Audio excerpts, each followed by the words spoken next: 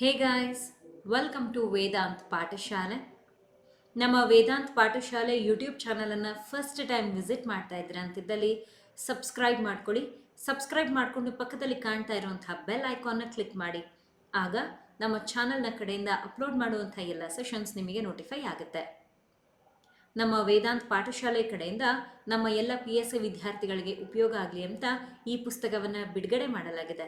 ಈ ಪುಸ್ತಕದ ಹೆಸರು ಭಾಷಾಂತರ ಮತ್ತು ಸಾರಾಂಶ ಬರವಣಿಗೆ. ಇದು PSI ಪೇಪರ್ 1ಗೆ ನಿಮಗೆ ತುಂಬ ಸಹಾಯ ಮಾಡುತ್ತೆ. ಇದರಲ್ಲಿ ನಾನು ಗ್ರಾಮರ್, ಟ್ರಾನ್ಸ್ಲೇಷನ್, ಪ್ರಿಸಿ ಹಾಗೆ PSI ಪೇಪರ್ 2ಗೆ ಸಂಬಂಧಿಸಿದ 5 ಮಾಡೆಲ್ ಪೇಪರ್ಸನ್ನು ಕೂಡ ಇನ್ಕ್ಲೂಡ್ ಮಾಡಿದ್ದೀನಿ ವಿತ್ ಆನ್ಸರ್ಸ್. ನೀವು ಕೂಡ ಒಂದು ಪುಸ್ತಕವನ್ನು PSI ಪರೀಕ್ಷೆಗೆ ಅಧ್ಯಯನ ಮಾಡೋದಕ್ಕೆ ಹುಡುಕ್ತಾ ಇದ್ರಂಥದ್ದಲ್ಲಿ ಈ ಪುಸ್ತಕ ನಿಮಗೆ ಬಹಳ ಸೂಕ್ತವಾಗಿರುತ್ತೆ. ಪುಸ್ತಕವನ್ನು ಖರೀದಿ ಮಾಡೋದಕ್ಕೆ ಇಲ್ಲಿ ಕಾಣ್ತಾ ಇರುವಂಥ ಮೊಬೈಲ್ ಸಂಖ್ಯೆಗೆ ಈ ಕೂಡಲೇ ನೀವು ನಮ್ಮನ್ನು ಕಾಂಟ್ಯಾಕ್ಟ್ ಮಾಡಬಹುದು. ಇವತ್ತಿನ ನಮ್ಮ PSI ಟ್ರಾನ್ಸ್ಲೇಷನ್ನ ಸೆಷನಲ್ಲಿ ನಿಮ್ಮ ಜೊತೆ ನಾನು ಡಿಸ್ಕಸ್ ಮಾಡೋದಕ್ಕೆ ಒಂದು ಪ್ಯಾರಾಗ್ರಾಫನ್ನು ತೊಗೊಂಡು ಬಂದಿದ್ದೀನಿ. ಇದು ಕನ್ನಡದ ಒಂದು ಪ್ಯಾರಾಗ್ರಾಫ್ ಆಗಿದೆ. ಇದನ್ನು ಇಂಗ್ಲಿಷ್ ಭಾಷೆಗೆ ಹೇಗೆ ನಾವು ಭಾಷಾಂತರ ಮಾಡೋದು, ಅನುವಾದ ಮಾಡೋದು ಅಂತ ನೋಡ್ತಾ ಹೋಗೋಣ. ಏನಿದೆ ಓದೋಣ ಬನ್ನಿ. ರಾಷ್ಟ್ರೀಯ ಹಬ್ಬಗಳು ದೇಶದ ಸಂಸ್ಕೃತಿ ಮತ್ತು ಸಂಪ್ರದಾಯಗಳನ್ನು ಸಂರಕ್ಷಿಸುವಲ್ಲಿ ಪ್ರಮುಖ ಪಾತ್ರವನ್ನು ವಹಿಸುತ್ತವೆ. ಸಾಂಸ್ಕೃತಿಕ ಆಚರಣೆಗಳು ಮತ್ತು ಜಾನಪದ ಒಂದು ಪೀಳಿಗೆಯಿಂದ ಮತ್ತೊಂದು ಪೀಳಿಗೆಗೆ ರವಾನಿಸಲು ಅವು ವೇದಿಕೆಯನ್ನು ಒದಗಿಸುತ್ತವೆ. ಈ ಹಬ್ಬಗಳ ಮೂಲಕ ಯುವಕರು ತಮ್ಮ ಸಾಂಸ್ಕೃತಿಕ ಪರಂಪರೆ ಮತ್ತು ವಿವಿಧ ಪದ್ಧತಿಗಳು ಮತ್ತು ಆಚರಣೆಗಳ ಮಹತ್ವವನ್ನು ತಿಳಿದುಕೊಳ್ಳುತ್ತಾರೆ. ಹೀಗಿದೆ. ನೋಡೋಣ ಬನ್ನಿ ಇದನ್ನು ಇಂಗ್ಲಿಷ್ ಭಾಷೆಗೆ ಹೇಗೆ ಅನುವಾದ ಮಾಡ್ತೀವಿ ಅಂತ. ಮೊದಲನೇ ವಾಕ್ಯ, ರಾಷ್ಟ್ರೀಯ ಹಬ್ಬಗಳು ಅಂತ ಕೊಟ್ಟಿದ್ದಾರೆ ಅಲ್ವಾ. ಇದನ್ನು ನಾವು ತಗೊಳ್ಬಹುದು ನ್ಯಾಷನಲ್ ಫೆಸ್ಟಿವಲ್ಸ್ ಅಂತ ನಾವಿದನ್ನು ತಗೊಳ್ಬಹುದಾಗಿದೆ. ಏನಿದು? ದೇಶದ ಸಂಸ್ಕೃತಿ ಮತ್ತು ಸಂಪ್ರದಾಯಗಳನ್ನು ಸಂರಕ್ಷಿಸುವಲ್ಲಿ. ದೇಶದ ಅಂತ ಕೊಟ್ಟಿದ್ದಾರಲ್ವಾ, ತಗೊಳ್ಳೋಣ ಕಂಟ್ರೀಸ್. ಸಂಸ್ಕೃತಿ ಅಂತ ಕೊಟ್ಟಿದ್ದಾರೆ ಕಲ್ಚರ್. ಮತ್ತು ಆ್ಯಂಡ್ ಸಂಪ್ರದಾಯಗಳನ್ನು ಅಂತಿದೆ ಅಲ್ವಾ, ಇದನ್ನು ನಾವು ತಗೊಳ್ಬಹುದು ಟ್ರೆಡಿಷನ್ಸ್ ಅಂತ. ಸಂರಕ್ಷಿಸುವಲ್ಲಿ ಅಂದರೆ ಇದನ್ನು ನಾವು ಪ್ರಿಸರ್ವ್ ಮಾಡಬೇಕು. ಯಾಕೆ ಪ್ರಿಸರ್ವ್ ಮಾಡಬೇಕು? ಬಿಕಾಸ್ ಈಗ ನಮಗೆ ಗೊತ್ತಿದೆ, ನಮ್ಮ ಹಿಂದಿನವರು ನಮಗೆ ಇದ್ರ ಬಗ್ಗೆ ಹೇಳೋದಕ್ಕೆ ನಮಗೆ ಗೊತ್ತಿದೆ, ನಾವು ಮುಂದಿನ ಪೀಳಿಗೆಗೆ ಹೇಳಬೇಕು. ಹಾಗಾಗಿ ನಾವು ಇದನ್ನೆಲ್ಲ ಪ್ರಿಸರ್ವ್ ಮಾಡಬೇಕು, ಅದನ್ನೇ ಹೇಳ್ತಾ ಇರೋದು. ಹಾಗಾಗಿ ಇದನ್ನು ನಾನು ತಗೊಳ್ತಾ ಇದ್ದೀನಿ ಪ್ರಿಸರ್ವ್ ಅಂತ. ಪ್ರಮುಖ ಪಾತ್ರವನ್ನು ವಹಿಸುತ್ತದೆ. ಪ್ರಮುಖ ಇಂಪಾರ್ಟೆಂಟ್, ಪಾತ್ರ ಅಂತ ಕೊಟ್ಟಿದ್ದಾರೆ ನೋಡಿ, ತಗೊಳ್ಳೋಣ ರೋಲ್. ವಹಿಸುತ್ತದೆ, ಇದನ್ನ ಪ್ಲೇ ಅಂತ ತಗೊಳ್ತೀವಿ. ಇಲ್ಲಿಗೆ ಒಕ್ಯಾಬ್ಯುಲರಿ ಕಂಪ್ಲೀಟ್ ಆಗಿದೆ. ಏನು ಹೇಳ್ತಾ ಇದ್ದಾರೆ ಅರ್ಥ ಮಾಡ್ಕೊಳ್ಳೋಣ. ನಾವು ಮಾತಾಡ್ತಾ ಇರೋವಂಥದ್ದು ಯಾವುದರ ಬಗ್ಗೆ? ನ್ಯಾಷನಲ್ ಫೆಸ್ಟಿವಲ್ಸ್, ಇದ್ರ ಬಗ್ಗೆ ನಾವು ಮಾತಾಡ್ತಾ ಇದ್ದೀವಿ ಅಲ್ವಾ. ಇದು ಏನು ಮಾಡ್ತಿದೆ? ಪ್ರಮುಖವಾಗಿರುವಂಥ ಪಾತ್ರವನ್ನು ವಹಿಸ್ತಾ ಇದೆ. ಯಾವುದರಲ್ಲಿ ಪ್ರಮುಖವಾಗಿರುವಂಥ ಪಾತ್ರವನ್ನು ವಹಿಸ್ತಾ ಇರುವಂಥದ್ದು? ನಮ್ಮ ದೇಶದ ಕಲ್ಚರ್ ಹಾಗೆ ಟ್ರೆಡಿಷನ್ಸ್, ಇದನ್ನು ಪ್ರಿಸರ್ವ್ ಮಾಡ್ಕೊಳ್ಳೋದ್ರ ಬಗ್ಗೆ, ಅದ್ರ ಬಗ್ಗೆ ಇಲ್ಲಿ ಹೇಳಿದ್ದಾರೆ. ಹಾಗಾಗಿ ಈ ಕಾನ್ಸೆಪ್ಟ್ ಆಬ್ಜೆಕ್ಟ್ ಆಗುತ್ತೆ, ನ್ಯಾಷನಲ್ ಫೆಸ್ಟಿವಲ್ಸ್ ಸಬ್ಜೆಕ್ಟ್ ಆಗುತ್ತೆ. ಹೇಗಿದನ್ನು ವಾಕ್ಯದಲ್ಲಿ ಬರೆಯೋದು ನೋಡಿ ತೋರಿಸ್ತೀನಿ. ತಗೊಳ್ಳೋಣ ನಮ್ಮ ಸಬ್ಜೆಕ್ಟನ್ನು. ನ್ಯಾಷನಲ್ ಫೆಸ್ಟಿವಲ್ಸ್ ಏನು? ಪ್ಲೇಸ್ ಆ್ಯನ್ ಇಂಪಾರ್ಟೆಂಟ್ ರೋಲ್, ಮುಖ್ಯವಾಗಿರುವಂಥ ಪಾತ್ರವನ್ನು ವಹಿಸೋದು. ಅದನ್ನು ನಾನು ಬರಿತಾ ಇದ್ದೀನಿ ಪ್ಲೇಸ್ ಆ್ಯನ್ ಇಂಪಾರ್ಟೆಂಟ್ ರೋಲ್. ಯಾವುದರಲ್ಲಿ ಬರೆಯೋಣ? ಇನ್ ಪ್ರಿಸರ್ವಿಂಗ್, ಇನ್ ಕನ್ಸರ್ವಿಂಗ್, ಎರಡರಲ್ಲಿ ಒಂದು. ಇನ್ ಪ್ರಿಸರ್ವಿಂಗ್ ಕಂಟ್ರೀಸ್ ಕಲ್ಚರ್ ಆ್ಯಂಡ್ ಇನ್ನೊಂದೇನು ಟ್ರೆಡಿಷನ್ಸ್ ಅಲ್ವಾ. ತಗೊಳ್ಳೋಣ culture and traditions, full stop. ಹೀಗೆ ನಾನು ವಾಕ್ಯವನ್ನು ರಚನೆ ಮಾಡಿದ್ದೀನಿ. ಇಲ್ಲಿ ನಾನು ತಗೊಳ್ಳುವಾಗ ಏನು ಮಾಡಿದೆ? ಒಂದು ಫಾರ್ಮುಲಾ ಬಳಸಿದೆ. ಆ formula subject plus verb plus object ಆಗಿದೆ. ಇಲ್ಲಿಯ ಸಬ್ಜೆಕ್ಟ್ ಏನು? National festivals. ವರ್ಬ್ ಏನು? ವಹಿಸುವಂಥದ್ದು, ಪ್ಲೇ. ಆಬ್ಜೆಕ್ಟ್ ಏನು? ಏನನ್ನು ವಹಿಸ್ತಿದೆ? ಮುಖ್ಯವಾಗಿರುವಂಥ ಪಾತ್ರವನ್ನು. ಯಾವುದ್ರಲ್ಲಿ ವಹಿಸ್ತಾ ಇದೆ? ಸಂರಕ್ಷಿಸೋದ್ರಲ್ಲಿ, ಇನ್ ಪ್ರಿಸರ್ವಿಂಗ್. ಏನನ್ನ? Countries culture and traditions. ನೋಡಿದ್ರ, ಇಷ್ಟನ್ನು ನಾವು ಆಬ್ಜೆಕ್ಟ್ ಅಂತ ತಗೊಳ್ಬಹುದು, ಪ್ಲೇಸ್ ಅನ್ನೋಂಥದ್ದನ್ನು ವರ್ಬ್ ಅಂತ ತಗೊಳ್ಬಹುದು, ನ್ಯಾಷನಲ್ ಫೆಸ್ಟಿವಲ್ಸ್ ಇದನ್ನು ಸಬ್ಜೆಕ್ಟ್ ಅಂತ ತಗೊಳ್ಬಹುದಿದೆ. ಈ ರೀತಿಯಲ್ಲಿ ವಾಕ್ಯವನ್ನು ರಚನೆ ಮಾಡಿದ್ದೀನಿ. ಈಗ ನಾವು ಎರಡನೇ ವಾಕ್ಯದ ಕಡೆಗೆ ಹೋಗೋಣ. ಎರಡನೇ ವಾಕ್ಯ, ಸಾಂಸ್ಕೃತಿಕ ಆಚರಣೆಗಳು ಅಂತ ಕೊಟ್ಟಿದ್ದಾರೆ. ಇದನ್ನ ನಾವು ಹೇಳಬಹುದು ಕಲ್ಚರಲ್ ರಿಚುವಲ್ಸ್. ಕಲ್ಚರಲ್ ಸೆಲೆಬ್ರೇಷನ್ಸ್, ಆಚರಣೆಗಳು, ಸೆಲೆಬ್ರೇಷನ್ಸ್ ಅಂತ ಹೇಳಬಹುದು ನೀವು, ರಿಚುವಲ್ಸ್ ಅಂತ ಹೇಳಬಹುದು, ಎನಿಥಿಂಗ್. ಓಕೆ, ಇದನ್ನು ತಗೊಳ್ತಾ ಇದ್ದೀನಿ ರಿಚುವಲ್ಸ್ ಅಂತ. ಇಲ್ಲಿ ಆಚರಣೆಗಳು ಅಂತ ಕೊಟ್ಟಿದ್ದಾರೆ ನೋಡಿ, ಇದನ್ನ ಅಗೇನ್ ಸೆಲೆಬ್ರೇಷನ್ಸ್ ಅಂತ ತಗೊಳ್ಬಹುದು. ಆ್ಯಂಡ್ ಮತ್ತು ಅಲ್ವಾ, ಆ್ಯಂಡ್ ಜಾನಪದ, ಇದನ್ನು ನಾವು ಫೋಕ್ಲೋರ್ ಅಂತ ಹೇಳ್ತೀವಿ. ಗೊತ್ತಿಲ್ಲ ಅಂತಂದರೆ ನೋಟ್ ಮಾಡ್ಕೊಳ್ಳಿ. ಫೋಕ್ಲೋರ್ ಒಂದು ಪೀಳಿಗೆಯಿಂದ, ಪೀಳಿಗೆ ಇಸ್ ನಥಿಂಗ್ ಬಟ್ ಜನರೇಷನ್, ಒಂದು ಪೀಳಿಗೆಯಿಂದ ಮುಂದಿನ ಪೀಳಿಗೆ ಅಂತ ಕೊಟ್ಟಿದ್ದಾರಲ್ವಾ, ನೆಕ್ಸ್ಟ್ ಪೀಳಿಗೆಗೆ ಜನರೇಷನ್. ರವಾನಿಸಲು, ಇದನ್ನು ನಾವು ಹೇಳ್ತೀವಿ ಟ್ರಾನ್ಸ್ಮಿಷನ್ ಅಂತ. ರವಾನಿಸಲು ಟ್ರಾನ್ಸ್ಮಿಷನ್. ಅವು ದೇ ವೇದಿಕೆಯನ್ನು ಒದಗಿಸುತ್ತದೆ. ವೇದಿಕೆ, ಸ್ಟೇಜ್ ಅಂತ ತಗೊಳ್ಳಿ, ಪ್ಲಾಟ್ಫಾರ್ಮ್ ಅಂತ ತಗೊಳ್ಳಿ, ಎನಿಥಿಂಗ್ ಒದಗಿಸುತ್ತವೆ, ಪ್ರೊವೈಡ್ಸ್ ಅಂತ ತಗೊಳ್ಬಹುದು. ಓಕೆ, ಸೊ ಇಲ್ಲಿಗೆ ನಮ್ಮ ವೊಕ್ಯಾಬ್ಯುಲರಿ ಕಂಪ್ಲೀಟ್ ಆಯಿತು. ಏನು ಹೇಳ್ತಾ ಇದ್ದಾರೆ ಅರ್ಥ ಮಾಡ್ಕೊಳ್ಳೋಣ. ಹಿಂದಿನ ವಾಕ್ಯದಲ್ಲಿ ನಾವು ನೋಡಿದ್ವಿ, ನಮ್ಮ ಸಬ್ಜೆಕ್ಟ್ ಏನಾಗಿತ್ತು, ನ್ಯಾಷನಲ್ ಫೆಸ್ಟಿವಲ್ಸ್. ಇದು ಏನು ಮಾಡುತ್ತಂತೆ, ಪ್ರಮುಖವಾಗಿರುವಂಥ ಪಾತ್ರವನ್ನು ವಹಿಸುತ್ತೆ, ಹೀಗೆ ಇಲ್ಲಿ ಹೇಳಿದ್ದು.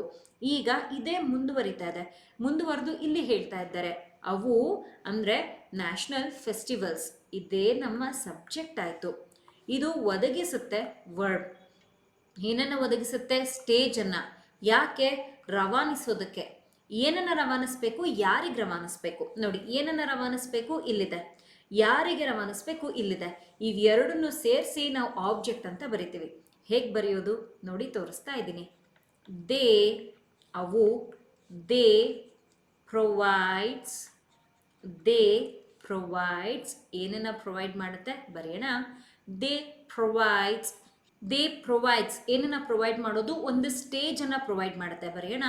They provides a stage. ಯಾಕಿದು ಪ್ರೊವೈಡ್ ಮಾಡ್ತಾ ಇರೋದು, they provides a stage for the transmission, for the transmission of ಏನನ್ನ ನೋಡಿ, ಕಲ್ಚರಲ್ ರಿಚುವಲ್ಸ್, ಸೆಲೆಬ್ರೇಷನ್ಸ್, ಫೋಕ್ಲೋರ್. ಇದನ್ನು ಒಂದೊಂದಾಗಿ ಬರೀಬೇಕು. For the transmission of cultural rituals, ಸಾಂಸ್ಕೃತಿಕ ಆಚರಣೆಗಳು, ಸೆಲೆಬ್ರೇಷನ್ಸ್ ಅಥವಾ practices, anything is okay. Then ಮತ್ತು ಆ್ಯಂಡ್ ಫೋಕ್ಲೋರ್, ಯಾರಿಗೆ ತಗೊಳ್ಳೋಣ, folklore from one generation to another. ಈ ರೀತಿಯಲ್ಲಿ ತಗೊಳ್ಬೇಕಾಗುತ್ತೆ. ತಗೊಳ್ತಾ ಇದ್ದೀನಿ. ಫೋಕ್ಲೋರ್ ಯಾರಿಂದ ಯಾರಿಗೆ, from one generation, from one generation to another, full stop. ನೋಡಿ, ಈ ರೀತಿಯಲ್ಲಿ ವಾಕ್ಯವನ್ನು ತಗೊಂಡಿದ್ದೀನಿ. So as I said you people earlier, like in the previous sentence also we used this formula and the formula continues here as well. They ಅಂತಂದರೆ subject, provides ಅಂತಂದರೆ verb. ಏನನ್ನು provide ಮಾಡೋದು, ಆ ಸ್ಟೇಜ್. ಯಾಕಾಗಿ, ರವಾನಿಸೋದಕ್ಕೆ, ಫಾರ್ ದ ಟ್ರಾನ್ಸ್ಮಿಷನ್. ಏನನ್ನು ಇಲ್ಲಿ ನಾವು transmit ಮಾಡ್ತಾ ಇರೋವಂಥದ್ದು, ಕಲ್ಚರಲ್ ರಿಚುವಲ್ಸ್, ಸೆಲೆಬ್ರೇಷನ್ಸ್, ಫೋಕ್ಲೋರ್. ಯಾರಿಗೆ ನೋಡಿದ್ರ, ಇಷ್ಟು ಕಾನ್ಸೆಪ್ಟ್ ಏನಿದೆ ಇಷ್ಟನ್ನು ಕೂಡ ನಾವೇನಂತ ಕನ್ಸಿಡರ್ ಮಾಡ್ತೀವಿ, ಆಬ್ಜೆಕ್ಟ್. ಸೊ ಇಲ್ಲಿ ಏನು ಫಾರ್ಮುಲಾ ಬರೆದಿದ್ದೀನಿ ಅದಕ್ಕೆ ಅನುಗುಣವಾಗಿ ಈ ವಾಕ್ಯವನ್ನು ರಚನೆ ಮಾಡಿದ್ದೀನಿ. ಈ ರೀತಿಯಲ್ಲಿ ಯಾವುದೇ ಒಂದು ಕನ್ನಡದ ವಾಕ್ಯವನ್ನು ಇಂಗ್ಲಿಷ್ ಭಾಷೆಗೆ ಅನುವಾದ ಮಾಡೋದಕ್ಕೆ, ಟ್ರಾನ್ಸ್ಲೇಟ್ ಮಾಡೋದಕ್ಕೆ ಈ ಫಾರ್ಮುಲಾನ ಬಳಸಬಹುದು. ಓಕೆ, ಮುಂದಿನ ವಾಕ್ಯದ ಕಡೆಗೆ ಹೋಗೋಣ. ನೀವೇನಾದ್ರೂ PSI ಪರೀಕ್ಷೆಗೆ ತಯಾರಿಯನ್ನ ನಡೆಸ್ತಾ ಇದ್ದೀರಾ, ಅಥವಾ 545 ಹಾಗೆ 402 ಪರೀಕ್ಷೆಗೆ ನಿಮ್ಮ ಸಿದ್ಧತೆ ಏನಾದ್ರೂ ನಡೀತಾ ಇದೆಯಾ? ಹಾಗಿದ್ದಲ್ಲಿ ನಿಮಗಾಗಿ ಅಂತ ವೇದಾಂತ್ ಪಾಠಶಾಲೆ ಒಂದು ಕ್ರಾಶ್ ಕೋರ್ಸ್ ಅನ್ನ ಪ್ರಾರಂಭ ಮಾಡಿದೆ. ಇದರಲ್ಲಿ ಪೂರ್ತಿ PSI ಪೇಪರ್ 1ಗೆ ಬೇಕಾಗಿರುವಂತಹ translation, precis writing, essay 3 concepts basic ಇಂದ ಹೇಳ್ಕೊಡ್ತಾ ಇದ್ದೀನಿ.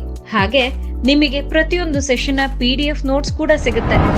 ನಮ್ಮ ವೇದಾಂತ್ ಪಾಠಶಾಲೆ ಕಡೆಯಿಂದ ಒಂದು ಪುಸ್ತಕವನ್ನು ಕೂಡ ಈ ಕೋರ್ಸ್ ನಲ್ಲಿ ನಾವು ಪ್ರೊವೈಡ್ ಮಾಡ್ತಾ ಇದ್ದೀವಿ. ಪುಸ್ತಕ ನಿಮ್ಮ ಅಡ್ರೆಸ್ಗೆ ಬಂದು ತಲುಪುತ್ತೆ.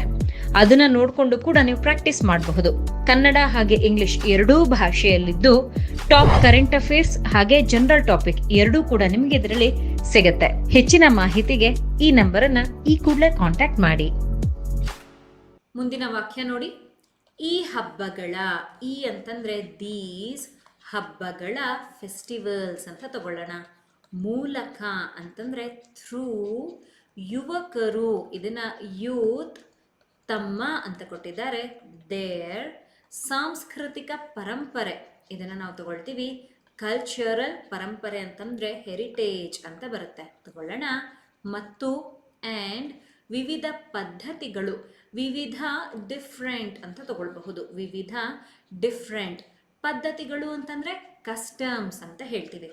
ಮತ್ತು ಆ್ಯಂಡ್ ಆಚರಣೆಗಳ, ಪ್ರಾಕ್ಟೀಸಸ್, ರಿಚುವಲ್ಸ್ ಏನು ಬೇಕಾದರೂ ತಗೊಳ್ಬಹುದು. ನಾನು ತಗೊಳ್ತಾ ಇದ್ದೀನಿ ರಿಚುವಲ್ಸ್, ನೀವು ಬೇಕಿದ್ರೆ ಪ್ರಾಕ್ಟೀಸಸ್ ಅಂತ ತಗೊಳ್ಳಿ. ಓಕೆ. ಮಹತ್ವವನ್ನು ಅಂತಂದರೆ ಇಂಪಾರ್ಟೆನ್ಸ್ ಅಂತ ಹೇಳ್ತೀವಿ.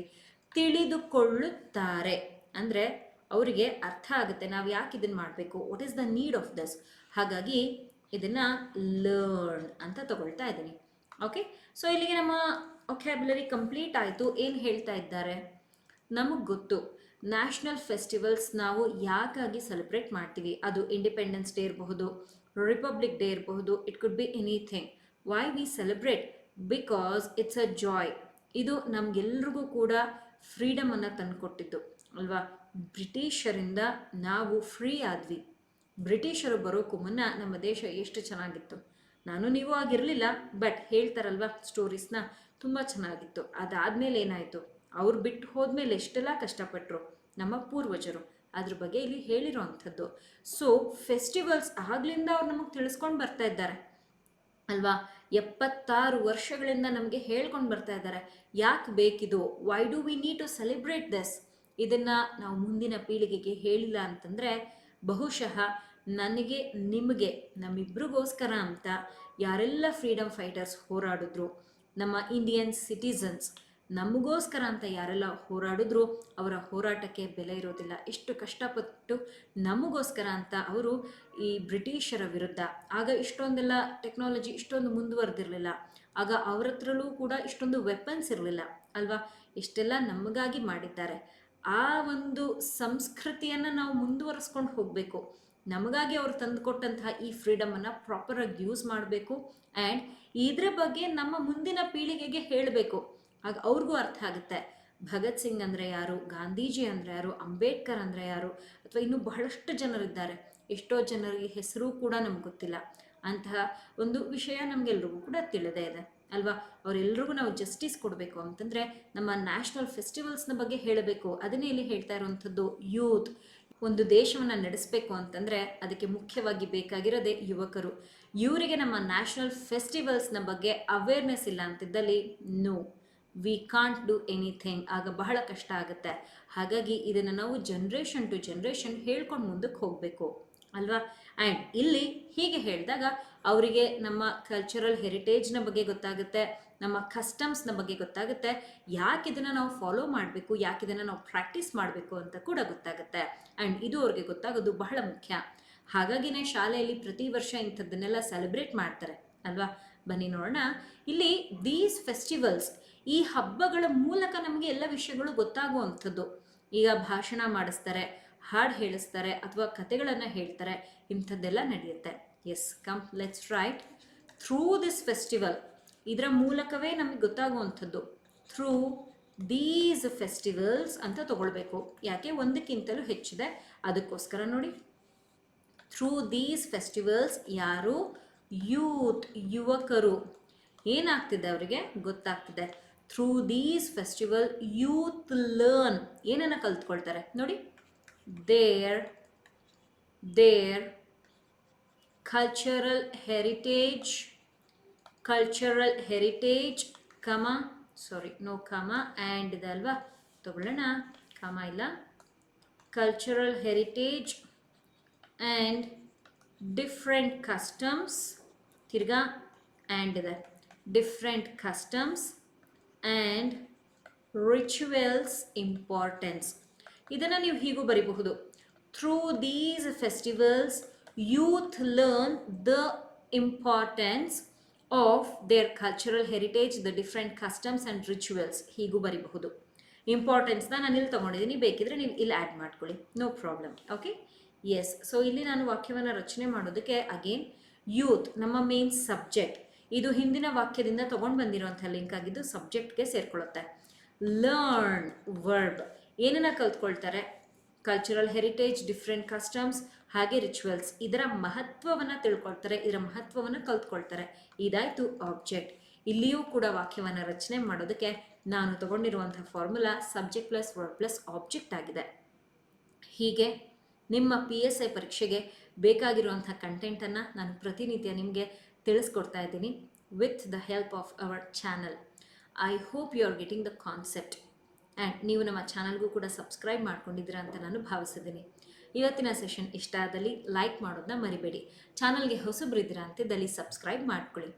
ನೀವೇನಾದರೂ ನಮ್ಮ ವೇದಾಂತ್ ಪಾಠಶಾಲೆಯ ಕೋರ್ಸಿಗೆ ಸೇರಿಕೊಳ್ಬೇಕು, ಪುಸ್ತಕವನ್ನೇನಾದರೂ ತಗೊಳ್ಬೇಕು ಅಂತಿದ್ದಲ್ಲಿ ಇಲ್ಲಿ ಕಾಣ್ತಾ ಇರುವಂಥ ಮೊಬೈಲ್ ಸಂಖ್ಯೆಗೆ ನೀವು ನಮ್ಮನ್ನು ಕಾಂಟ್ಯಾಕ್ಟ್ ಮಾಡಬಹುದು.